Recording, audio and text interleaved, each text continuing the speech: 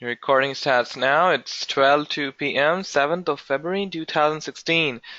Thank you everyone for joining in for our day 6 message of gratitude from the field of grace. Thank you so much for an amazing response as to how the journey is helping you and helping you to unlock parts of you which you thought were lost, tempered, wounded, or perhaps totally numb. Thank you so much. So let us begin our class with a bit of grid reminder, being aware of the grid and coming back into the field. Allowing yourself to close your eyes. I hope you are not going to disturb for almost an hour or so. With your eyes closed. I'm going to chant the Gayatri mantra. When chanted, listen to with a lot of reverence, a lot of humility. It tends to amplify your conductivity and receptivity to the blessings. There are many stories about the Gayatri Mantra and many other mantras being cursed. I won't go into it, but talking about the Gayatri Mantra, an incantation to connect with the inner sun, an incantation to connect with the spiritual sun that fuels the physical sun. Something as powerful as the spiritual sun, from my point of view, cannot be cursed. However, it can be understood as it is something to be listened to or chanted with a lot of reverence, a lot of humility, if you would say. So, allowing yourself to just close your eyes, and if you know the Gayatri Mantra, then chant along.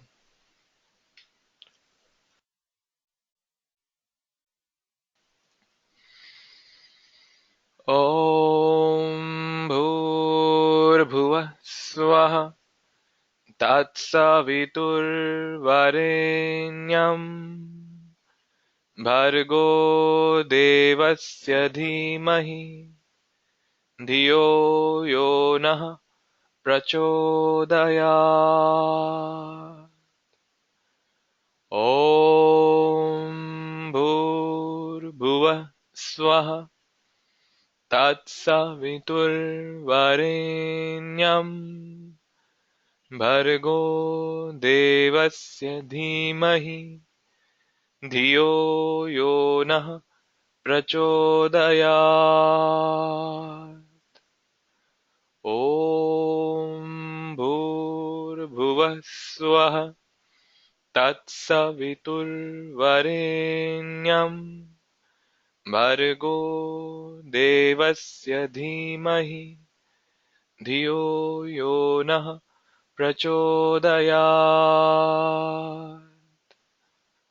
Om Bhurbhuvah Swaha Tatsaviturvarenyam Bhargo Devasya Dhimahi Dhiyo Yo Nah Prachodayat. Om Bhurbhuvah Swaha Tatsaviturvarenyam Bhargo Devasya Dhimahi Dhiyo Yo Nah Prachodayat. Om Bhurbhuvah Swaha Tatsaviturvarenyam Bhargo Devasya Dhimahi Dhiyo Yo Nah Prachodayat. Om Bhurbhuvah Swaha Tatsaviturvarenyam Bhargo Devasya Dhimahi Dhiyo Yo Nah Prachodayat. Om Bhurbhuvah Swaha Tatsaviturvarenyam Bhargo Devasya Dhimahi धियो यो नः प्रचोदयात्। ॐ भूर्भुवः स्वः तत्सवितुर्वरेण्यं भर्गो देवस्य धीमहि धियो यो नः प्रचोदयात्। ॐ भूर्भुवः स्वः तत्सवितुर्वरेण्यं भर्गो देवस्य धीमहि धियो यो नः प्रचोदयात्।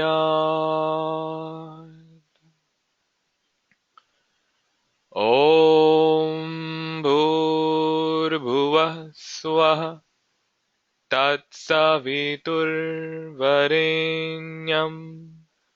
भर्गो देवस्य धीमहि धियो यो नः प्रचोदयात्. Visualizing the spiraling golden orange sun in your heart center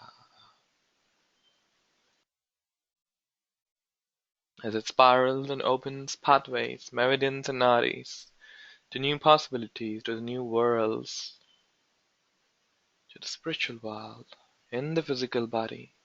We don't need to leave our bodies to experience heaven or ascend. The times that we are living in, our bodies are quite prepared. We are really being stretched, expanded on many, many levels.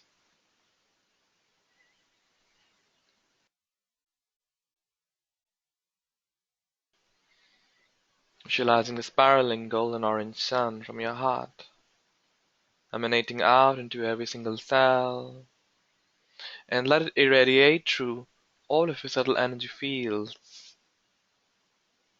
into the entirety of the world that you know and that you don't know. Whatever kind of vibrations we radiate outside, it transforms our connection with the universe. By irradiating these spiritual sun vibrations, you are transforming, changing the script of the universe, the universal computer, holographic computer, I like to call it, to respond back to you on a totally different note. Enjoying these spiralings of the gold, orange, and green, moving to your heart and eliminating the entire world around you, and also sensing the presence of the great beings, divine beings, flowing, sustained with the heart and mind of Source, allowing your vibration to greet their vibration, allowing their vibration to greet your vibration. Ooh,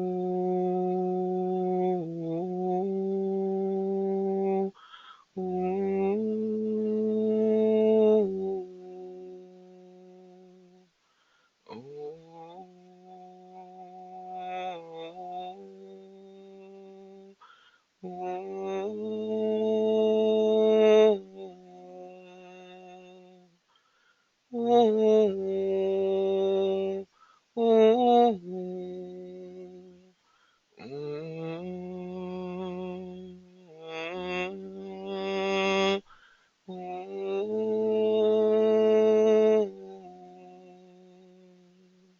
This is a very interesting tune, a chant of light that keeps coming to me again and again.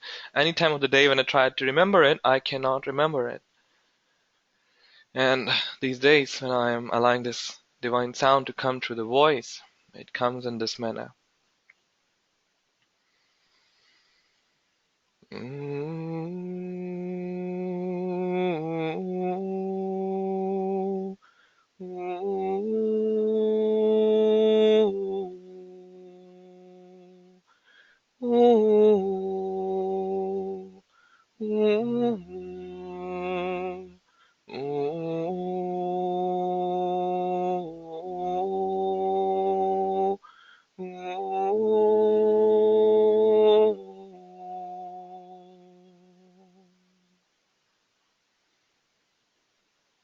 allowing the spiritual sun to continue to radiate.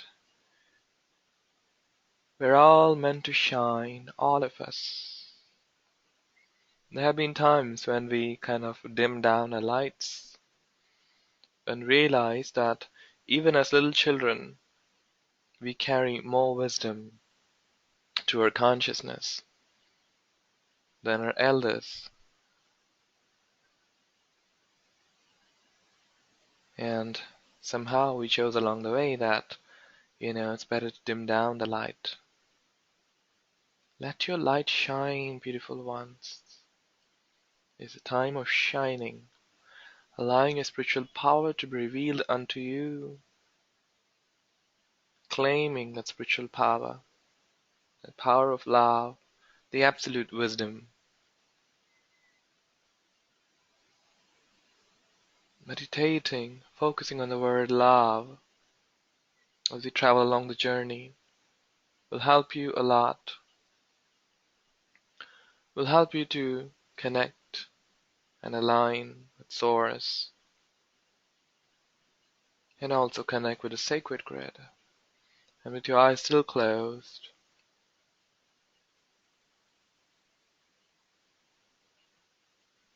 being aware of the grid that was formed since day one,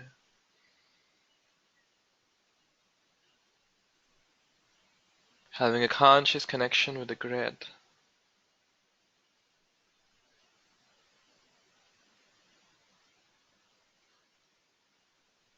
Allows you to receive the miracles and magic, the divine intervention. The moment we connected to the grid, there's a bird singing right near my room. I'm not so sure if it'll come in the recording or not.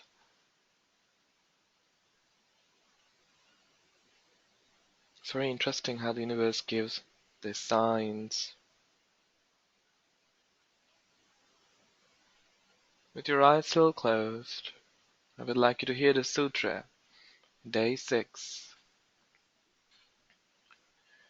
The source of all nourishment is within. The source of all healing is within. The heart essence at the core of our beingness is a source of infinite love, infinite wisdom, and infinite power. What we sense outside as the quote-unquote outside is really a tiny speckle of our infinite beingness. The infinite beingness, free from pain, sorrow, and suffering. This one glance of the infinite essence is more than enough to transform our lives. This initiation allows others to tap into the same, like a collective spreading of the waves. From the center, a new world is thus born. Such is the power of grace, and more. Let us take a moment to offer our gratitude to this field of beingness. It always surprises me how when we start with activation or I start talking about a sutra, even before reading a sutra, as you know, I don't remember the sutras. They just organically absorb my consciousness, and I still continue to learn from them.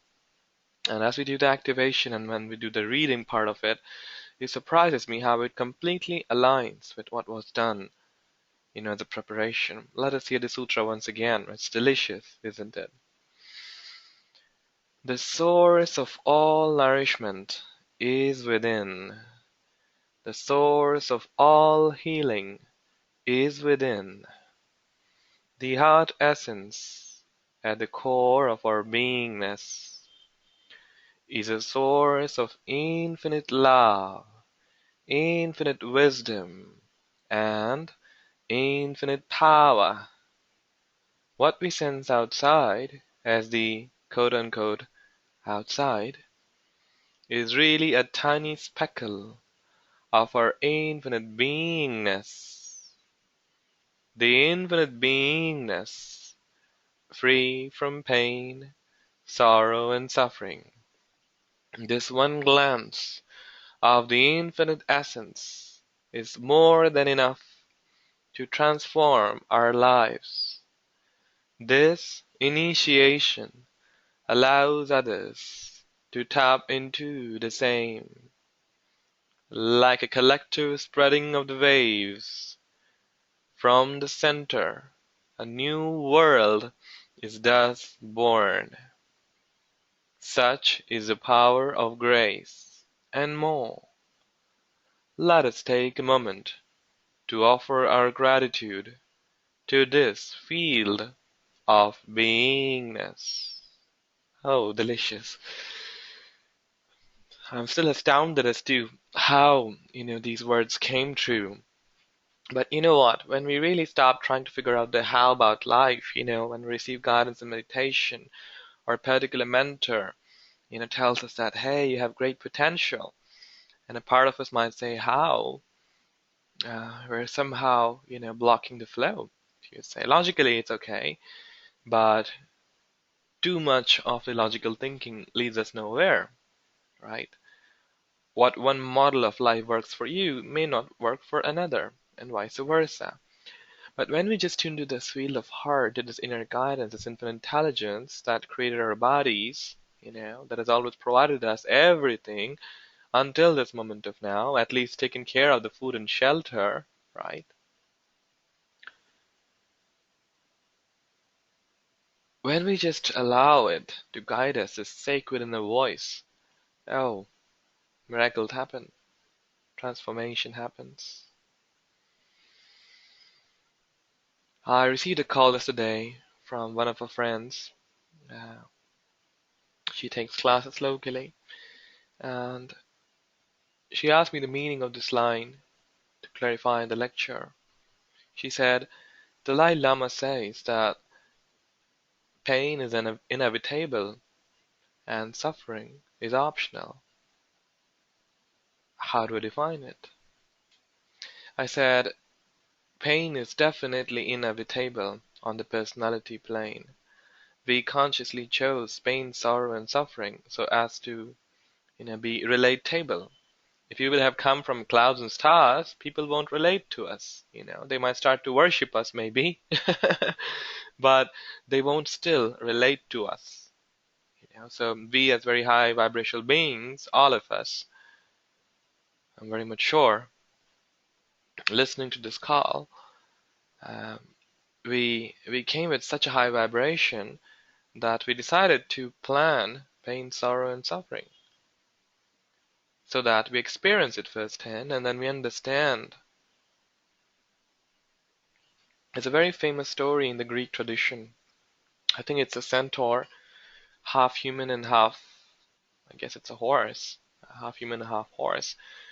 And the story says that this particular centaur was wounded by an arrow, particular arrow, and he was not able to be healed. So in his quest of self-healing, he traveled a lot. He met many masters and teachers, and he found the cure. He healed himself, and then he started healing others as well. So coming back to the topic, pain is inevitable, suffering is optional. Yes, pain is inevitable. But as we continue to raise our brain waves, there's a lot of research in the scientific community who works with metaphysics that our brain waves define a lot about us. They talk about the brain waves as beta brain waves, alpha, theta, delta, gamma, and even more. They say that when you go into this deep theta delta state, you are into deep sleep, not just sleep, but deep sleep. However, you can have these particular brain waves emanate from your physical brains with the practice of meditation with open eyes as you allow yourself to surrender to this field of love more and more. I'm not going to define the previous concepts again. Please listen to the previous 5 MP3s at our YouTube channel. We have described a lot about love and surrender, so I won't be going again here. Okay, so when we surrender to this field of love more and more, we are able to sustain a physiology, our biochemical reactions in such a manner that it is not a deep sleep, but it is an open-eyed, deep rest space. This is a place where miracles happen. This is a place where instant healings happen, telepathy happens, and so much more. A lot of people, sometimes they message me or tell me that, oh, you're living on prana, one meal a day. It would be fascinating. We would like to experience that. And all I reply to them is, it's all about vibration. At current point of time, I have moved into one meal in 2 days. No, I don't want to prove it to anyone. I'm not showing off. It's just to, give you a sign, um, what you can say, an encouragement to help you also realize that so much is possible when we surrender to this field of love, you know, um, surrendering to this field of love. So when we surrender more and more, suffering starts to dissolve. Pain is something that, let's say, you had a cut on a finger. Suffering would be you keep lamenting about the cut on the finger and keep talking about it all the time. That is suffering, right? It's important to process the emotions, the hurt, of course, but from my personal perspective, it is not okay to keep chewing on that.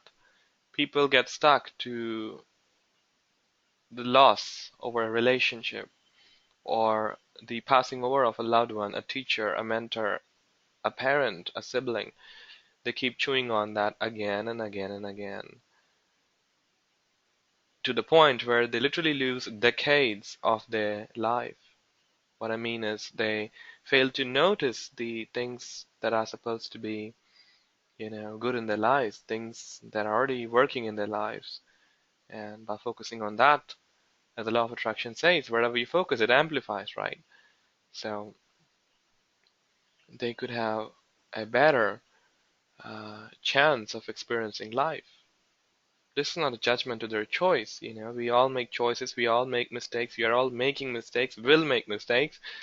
But the point is, if you want to experience the sacred heaven, as Christ would say, I am the only way.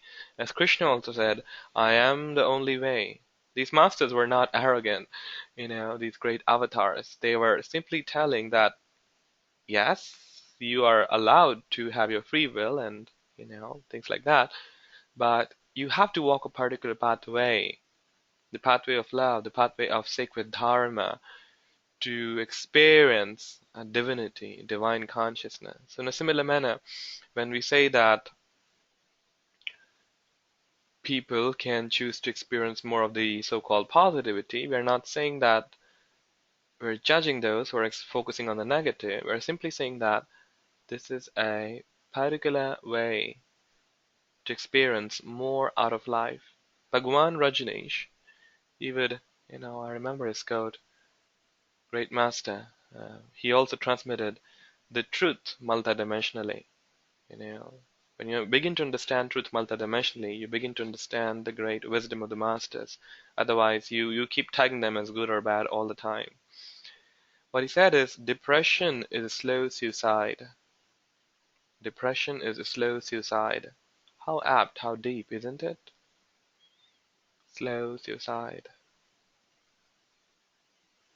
We're here to celebrate life. We're here to, you know, experience the ananda, the bliss of life, every single moment. It doesn't mean that we have to on the haha mode all the time. Of course, we are to process all the human emotions, and that's all worth it, all good. But what I call traveling with the contrast. But it is about really allowing at the essence this feel of love to just capital P penetrate you within and around and be covered in this protective, wise shell, which is not actually a shell, which transforms you into a sun, if you would say, of love. Let us take a deep breath and go back to the sutra. The source of all nourishment is within. All the nourishment that we will ever need, not just food, water, money, all the so-called basic necessities of life, the craving to be in a relationship, to have loving relationships, all of it, all of it. We tend to look outside. That is what many call as the fall from grace. Adam and Eve not realizing the heaven, right? But when we begin to dig deeper, as we're doing in this journey, we begin to realize that the source, capital T, capital S, the source of all nourishment is within. It's all within. There's a particular tradition in the in India, in the Eastern tradition as well, where monks will not wear the clothes. They will just walk around naked. There have also been reports of great lady masters to be doing the same, and most of them identify themselves with Shiva, Lord Shiva. Now, I'm not saying that someone who's walking around naked is enlightened. What I'm saying is that um, they found this sense of completeness so much that they realized that outer things are not needed. They're complete beings. And if you talk about the great master like Lord Mahavir, the great Tirthankar, I'll dare say that he really found this source of nourishment within, not even for the clothes, but also for the food and water and everything that his body ever needed. To many, this is a sign of renunciation. You renounce everything, your attachments and everything. But you really don't have to do the physical counterpart of it. What I want to say is you can be a renunciate and be living in the world, being in the world yet not of it. So the sense of completeness was so deep and profound that these great enlightened masters almost forgot, if you would say, to wear clothes. We came in the world all naked. Truth is naked, right? We all came in the world as naked beings. We didn't come up with clothes or jewelry. There are two stories I would like to share today. One is of Tailanga Swami, great master. He was known to live more than 300 years old. He was known to float on the waters of Ganges and even sit on the hot Indian summer sun um, on the stone and meditate, and nothing would happen to him.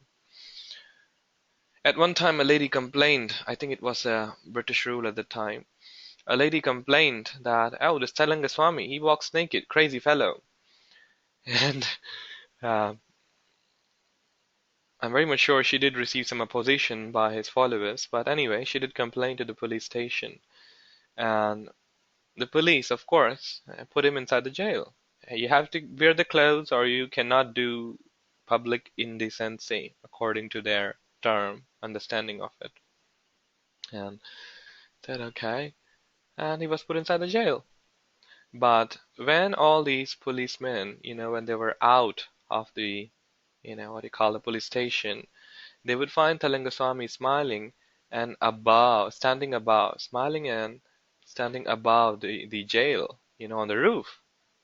And they would be surprised. They thought, maybe the doors were not locked properly. And they would do it for more than 2 or 3 times. And every time they do it, he would show up upwards on the roof, smiling. And finally they realized, oh, we have committed a mistake. We are not supposed to mess with a great yogi. They asked for forgiveness, and And it is said that Telangasamy also asked for forgiveness from the lady. He said, in this divine consciousness of being childlike, I almost forgot to wear clothes. Thank you so much for the reminder of the world, so to speak, And I'm not so sure after that he started to wear, uh, you know, clothes to cover his loins. I don't know, but um, but he did ask for forgiveness from the lady. I am aware of that. Take a full deep breath.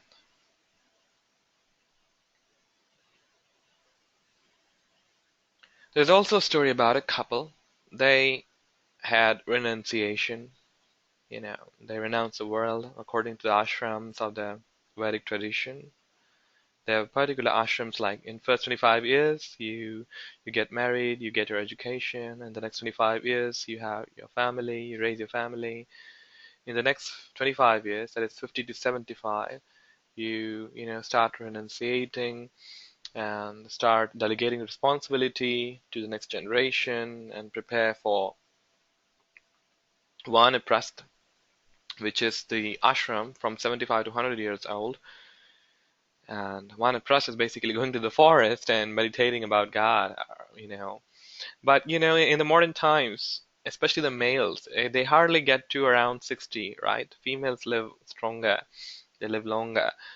Um, the research says that because the females are able to express and share their feelings and hearts with their loved ones, with their friends, they are able to dump out the heaviness of the heart, and that is why they tend to live more easily. Men, however, they are taught by the quote-unquote society not to be a crybaby, or not to, if you're crying or expressing your emotions, you are a crybaby, things like that.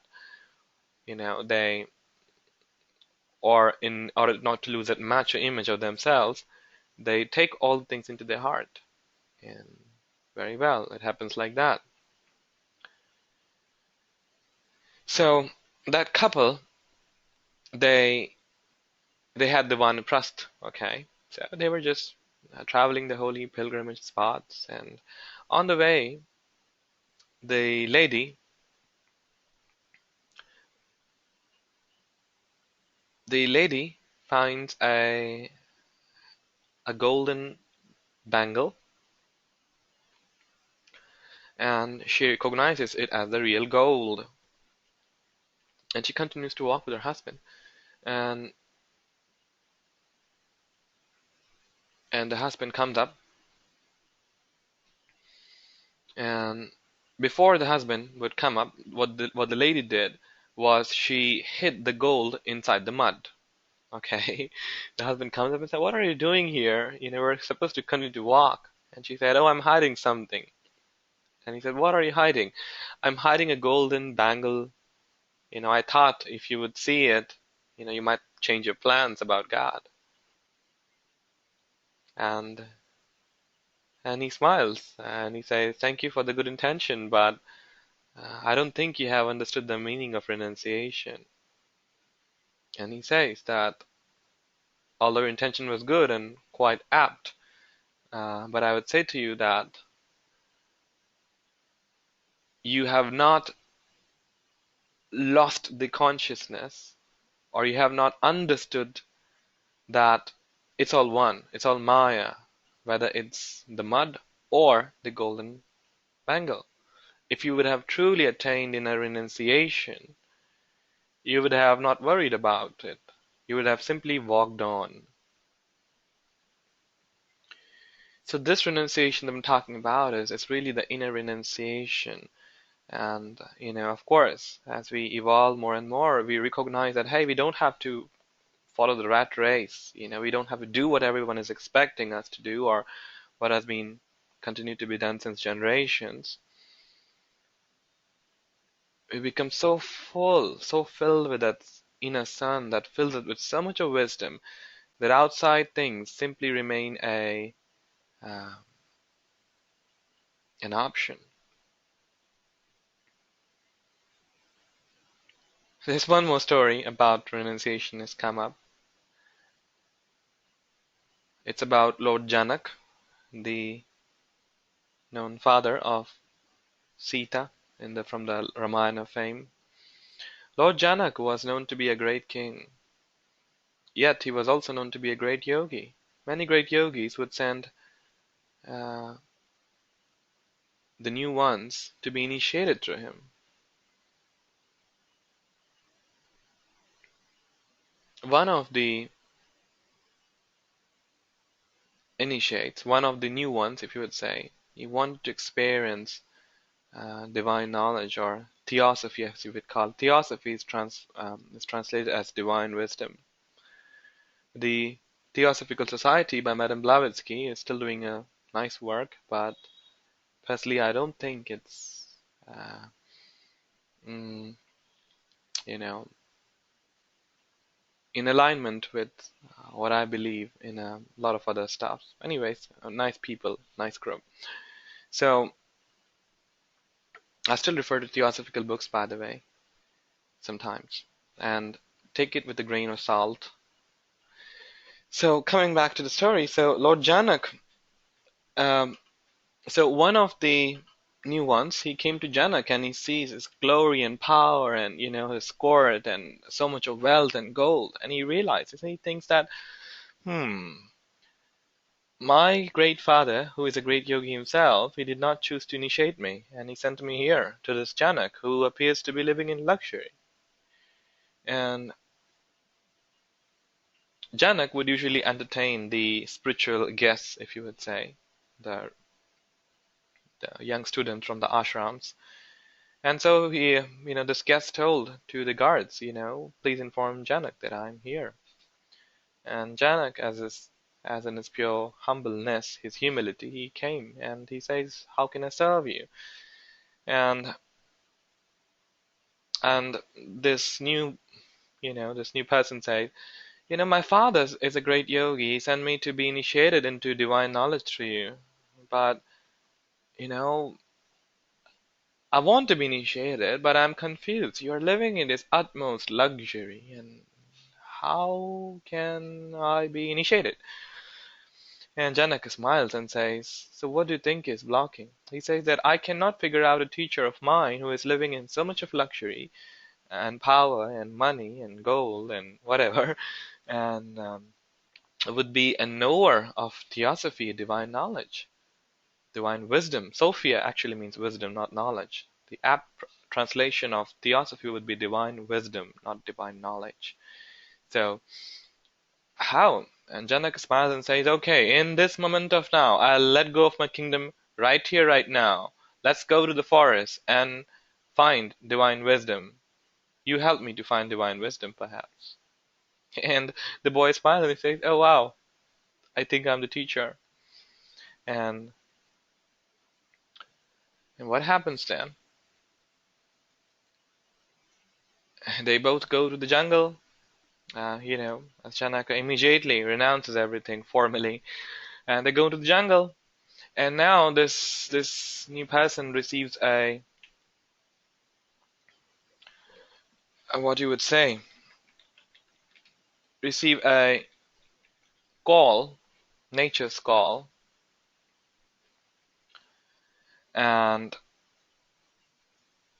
this being was, I guess, Shukdeva, the legendary master.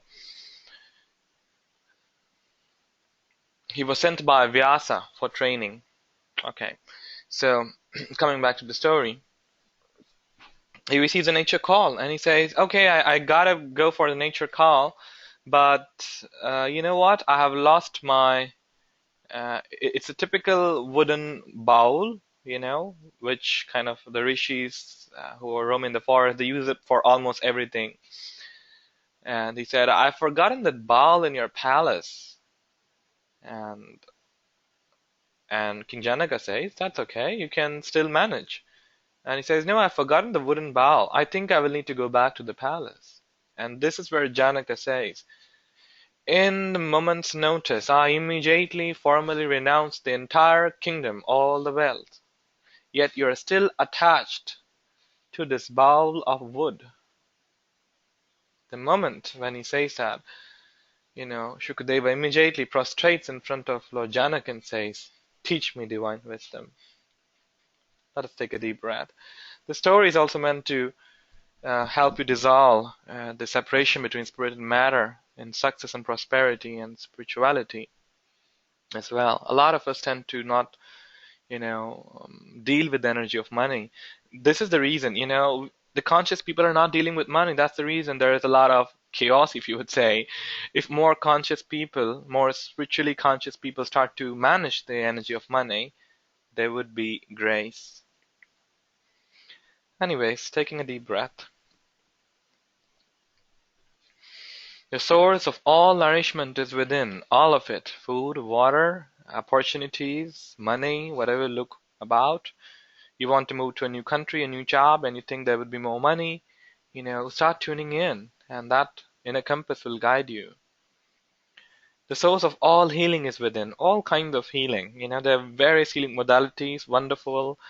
I personally teach some healing modalities as well, as trained by the masters and great teachers, but it's all love at the end of the day, the source of all healing. People go after, after so many different techniques, and I still recommend that, encourage that in the plane of duality, but um, at the core, it's all about love. The heart essence at the core of our beingness. What is it, source? The source is the heart essence, our hearts. Not just the emotional heart, but the spiritual heart, the higher heart. Many claim this higher heart to be a few inches above the heart chakra, somewhere around the thymus gland. And this heart essence at the core of our beingness, this is the very core of what we think as who we are. We think we are our dreams, our mind, our beliefs, our culture, our society. And right at the very core, surpassing all of that, that is the heart essence. That heart essence is a source of infinite love, infinite wisdom, and infinite power. Scientists, run after one source of energy from another to another, and there's one scientist in India. He has also been able to successfully understand and really implement how the space that we live in, this vacuum, is not empty. It is a source of power, it is a source of fuel and can be used like that. And if his researchers encourage more, there will be tremendous revolution in terms of the coal, oil, petrol, and all of that. It will literally drastically change the international politics and more. So it's really this emptiness, if you would say. This heart essence, we may not understand it, but we do sense it. When we do unconditional service, for people, we sense it. We sense it at least in bits and pieces. When we are more and more in service, we sense it more. And when we really surrender our life to this field of love, we sense it every time. The spiritual orgasm, this brahmacharya that they call about, this oneness, this ecstasy of being in union with the divine is felt every single time. And that is also the reason why many people lose interest in carnal sex, in casual sex, and they either move into the tantric sacred sex teachings or they stop doing it. They're not doing it from forcing themselves. It's because that they find so much of bliss already flowing through that they don't feel a quote unquote need of it. And if they do it for service. What we sense outside as the outside is really a tiny speckle of our infinite beingness. What we call outside, this computer, this technology, everything around us, and we kind of find it separate from a present state of consciousness, is really a tiny speckle, a very, very tiny dot of our infinite beingness. Many times when meditators meditate, they feel their oneness with the universe, with the galaxies. They don't feel their hips and they feel like floating in the air. They feel like traveling in all directions at the same time. This is what many call as a soul realization. Your deeper and deeper realization of a true essence. And there are many, many stages to it. Some experience only in meditations and prayers, and it takes years and years to reach that experience. And many great masters experience it all the time. They're very much aware about uh, the collective awareness, if you would say, and the divine order, the divine chakra, the divine flow, the wheel of life. The infinite beingness, free from pain, sorrow, and suffering. This infinite beingness that we're talking about here, trying to understand and trying to talk about is free from pain, sorrow, and suffering. This is a stage where even pain is like, it's not inevitable, but pain becomes an option. This is a plane where great masters consciously choose to um, to run down their disciples' karma on their physical bodies or through particular circumstances in their lives, like Jesus Christ, like Krishna, um, Lahari Mahashaya, and many, many great masters. You know, it doesn't mean that all choose it like that, but they choose it like this.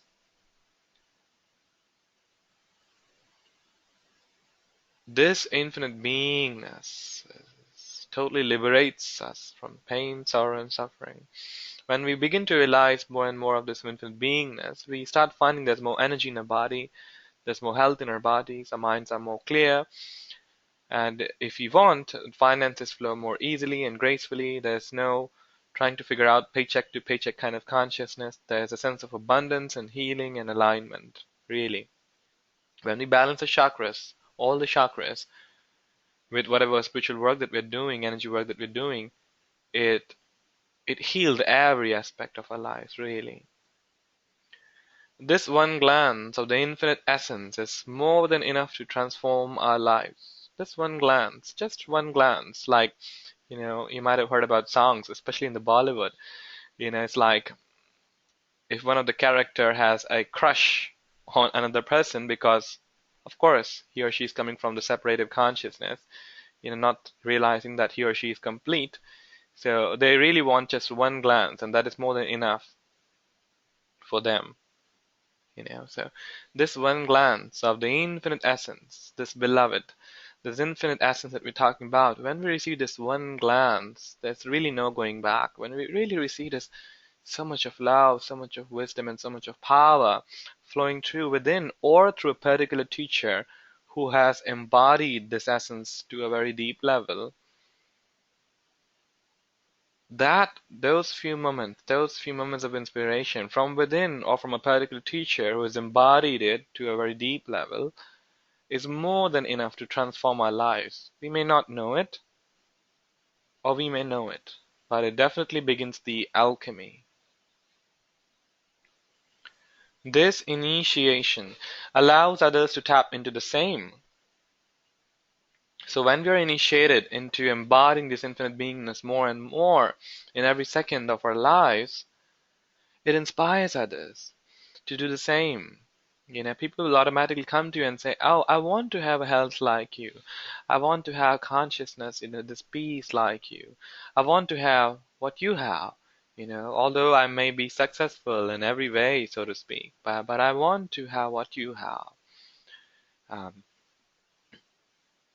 I want to have healing abilities like you. I want to have this prosperity consciousness like you, the power to serve so many through the finances like you, and many more. There could be many, many reasons for that.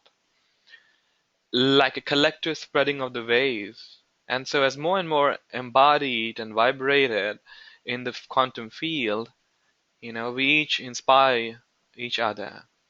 And it creates waves of enlightenment, it creates waves of alchemy, and by it begins to transform your family automatically, your friends, people who come in contact, people who choose to come in contact, and who are choosing to transform. And whatever work you're doing, you're a businessman, you're an artist, you're a teacher, you're a bureaucrat, you're a politician, whatever work you're doing, the moment they're in that field of yours, they begin to be influenced, if you would say, like collective spreading of the waves. From a center, a new world is just born. That is what the Aquarian age, where we're living right now, the coming of the second Buddha, the Maitreya, the second Christ, and Kalki is all about. It may be also about one person, but it is also a lot about the collective wave, a collective enlightenment, mass enlightenment. Not just one or two people, but So many people awakening to the true potential that, oh, they are great teachers. Oh, they are powerful channels of light through the power of humility. Such is the power of grace and more. And so a new world is born, a new civilization is born. A lot of us tend to think about changing the world and changing society and family, but the key is, which I've personally found is, and I personally believe that it does work, is we're transforming ourselves, just minding our own business. Maybe sharing or informing about what helped you, but really focusing on self. And when we keep doing that, it automatically heals the world. It is a great service.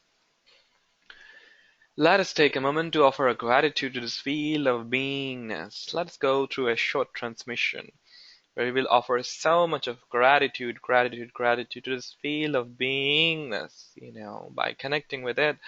Oh, everything is transformed. Nothing remains the same.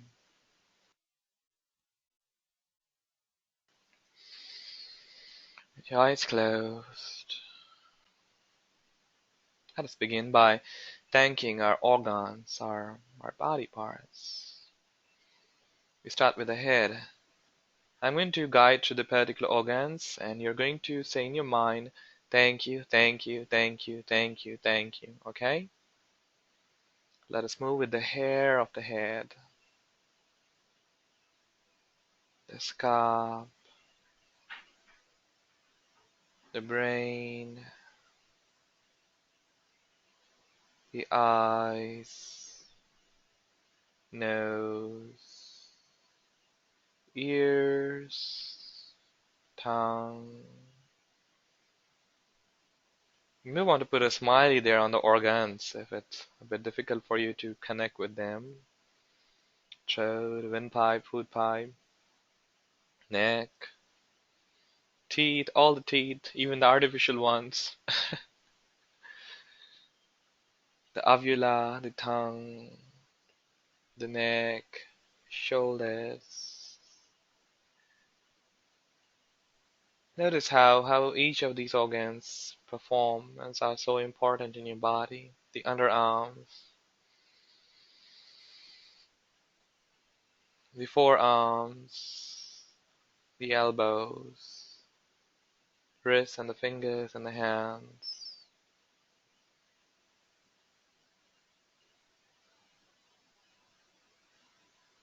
our lungs and the rib cage, the sternum,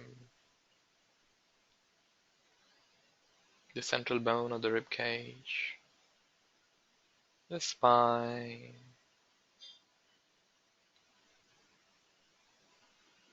the cheek,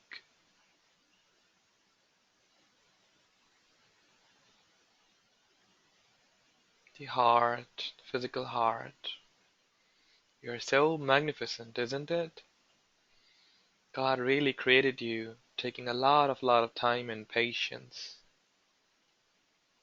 The breast,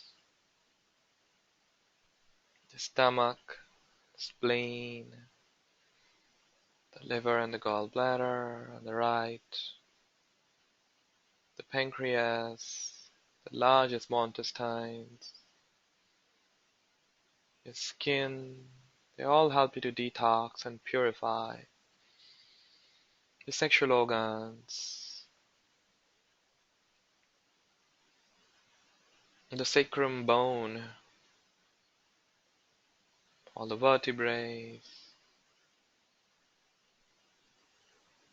the hip bones, thighs, knees, shins, calves, ankles, toes, feet, the soles of the feet. Thank you, thank you, thank you, thank you, thank you, thank you, thank you, thank you, thank you, thank you, thank you, thank you, thank you.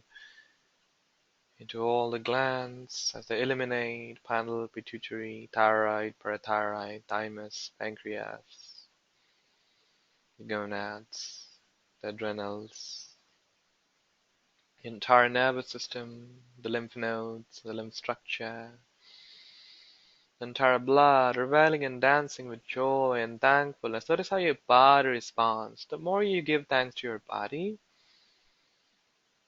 the more it transforms connection with you. You see, you are not the body, you're operating this body though. You're being of pure consciousness. You're not even your thoughts, your emotions, or karma.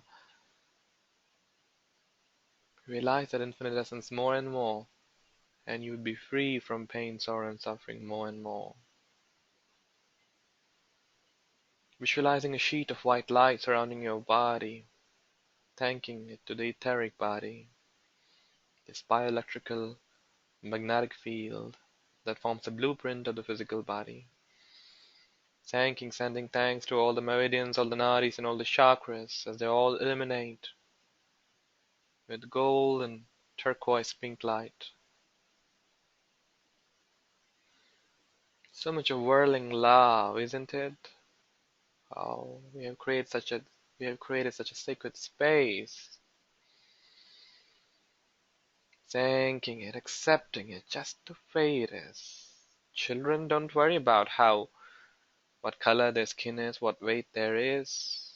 As we grow, we just buy into the programmings of others. Loving, accepting ourselves is a powerful way to bring grace into our lives, ease and miracles and more. Visualizing on the sheet of light surrounding this etheric body, your astral template, your astral body, sending it, thank you, thank you, thank you for helping me to sense the world, to feel the emotions.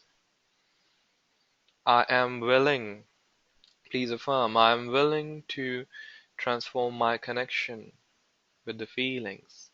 I allow my emotions to flow, allow my feelings to flow. I, the soul, recognize that I am not the emotions and feelings, although I can experience all of them. Our current society focusing too much on information and throat chakra and Ajna chakra development, what they call as the Aryan race. A lot of us have this belief that feelings and emotions are bad. It's bad to be sensitive. It's a gift indeed to be sensitive. Of course, the trouble when we allow our feelings to guide us all the time. But when we allow this divine beingness to flow through, we allow the capital F feeling, this inner compass, this inner radar, this inner dowsing to be activated. The strong gut feeling that many mothers talk about. They have a knowingness that their child is not well. The same happens with the great teachers. And visualizing another sheet of light, the mental body, thanking it. Thank you, thank you, thank you for helping me to think, helping me to learn, helping me to process. The computer user is not the computer. You, the soul, operates this mind, but you're not the mind. The mind would be very powerful, of course, but it is not the entirety of life.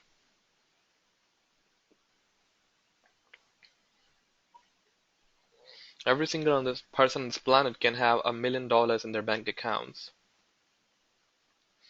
but it will not guarantee their happiness.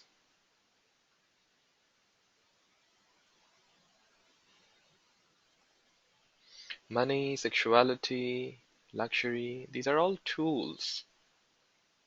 These do not form the integral part. These tools have value, these things have value because of you. You're gone from the scenario, humanity is gone from the scenario, it is just the way it is. Gold remains a gold, a stone, a mineral, that's it. It is we who give value. Know your value, your preciousness, blessed ones. The universe will respond back. Claim your divine heritage. And another sheet of light of the causal body, the Anandamaya body, the bliss body. where there's no thought, no emotion, but just pure bliss. Thank you, thank you, thank you, thank you, thank you, thank you, thank you. Thank you, thank you, thank you, thank you, thank you, thank you, thank you, thank you, thank you, thank you, thank you. Thank you, thank you, thank you, thank you, thank you, thank you, thank you. Can you feel your body singing? Perhaps goosebumps. Thank you, thank you, thank you, thank you, thank you. Thank you, thank you, thank you, thank you. Thank you, thank you, thank you. Thank you, all experiences, all the people, every lifetime, every second. Thank you, thank you, thank you, thank you, thank you. A full deep breath, visualizing a beautiful golden white sun above your crown, visualizing a pillar of golden light surrounding you, feeling the oneness with the power as a drop realizes it is the ocean. Bring your consciousness up into this glorified spiritual sun and let your consciousness travel. Let go. Ooh,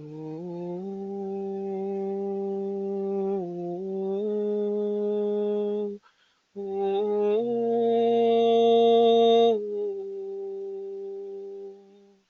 ooh.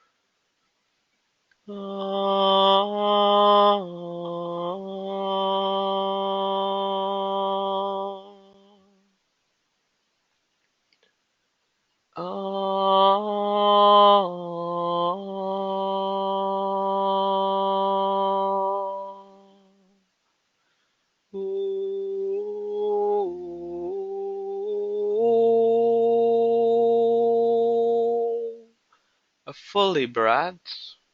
Bring consciousness down to the soles of the feet, 1 foot down into the earth star, and into the heart of the mother beyond the lava, visualizing the golden red sun. Now bring your consciousness down there. Feel the oneness with that earth, inner earth, sun.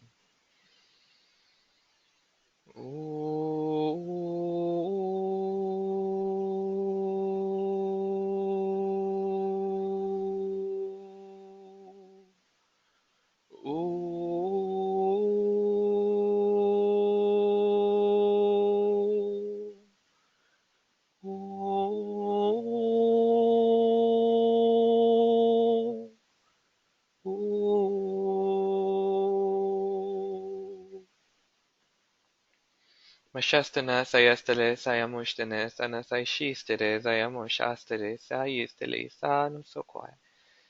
Nabajira sayamushtare sastale sana sayamushtane sana sayamushtere sa ishtane sabukuna. Bashazala sana sayamushtale sana saishtane samukuna. Ashtanabayo, Ashtanabayo, Ashtanabayo.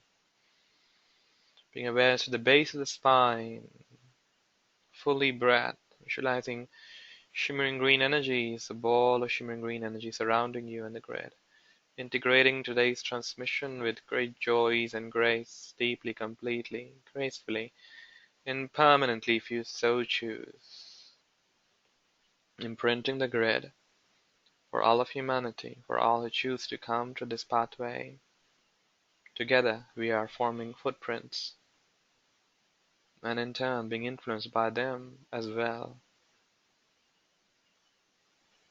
Go ahead and give yourself a great big hug. Honoring so much of light, so much of awareness. Very high vibrational transmission today. Very simple though. The genius is in the simplicity, isn't it? The simplicity in the complexity. Have fun during the day, rest if you're guided to, be very aware of the energy hygiene practices as we shared before. I hope you're listening to these calls as they're numbered. Feel free to share it with your friends who are open, receptive to it. Have a blessed weekend, everyone. I hope to see you again soon. This is Narmada Akshad for Online Lightworkers Oasis. And by the way, we are also doing daily quantum healings, of course, as a service free of cost to people. You simply gotta submit your name daily, add a comment. If you're interested to join that, please check out the TSU link in the video um, on YouTube. When you're seeing wherever you're seeing this video, below, when you click on the description of the video, you will find the Sue link to participate in the daily quantum healing rituals for your pets, for your loved ones, for yourself. And that's about it. Don't forget to subscribe to our YouTube channel. Bye. Namaste. Have a blessed Sunday. Bye, everyone. Or a blessed day, evening, night, wherever you are listening, at whatever timings. Bye. Love you. Namaste.